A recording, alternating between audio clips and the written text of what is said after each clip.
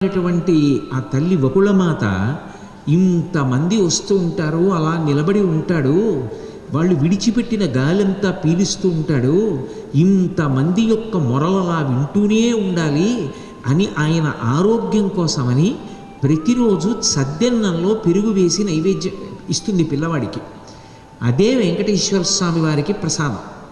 కోటేశ్వరరావు గారు అబద్ధం చెప్పారని మీరు అనుకుంటే, వెంకటేశ్వర స్వామి వారి యొక్క పూజలు నిర్వహించేటటువంటి అర్చకుల్ని అడగండి. విశాఖపట్నం వెంకటేశ్వర వైభవోత్సవాలు జరుగుతున్నప్పుడు నేను ఈ ప్రథమ నైవేద్యం మీద వ్యాఖ్యానం కూడా చేశాను. అంటే వెంకటేశ్వర స్వామి ఆదర్శంగా మనకి చెప్తున్నాడు, ఒక పిల్లవాడి జీవితంలో ఒక రోజు దేనితో ప్రారంభం అవ్వాలి అంటే అమ్మ చేతి అన్నంతో ప్రారంభం కావాలి.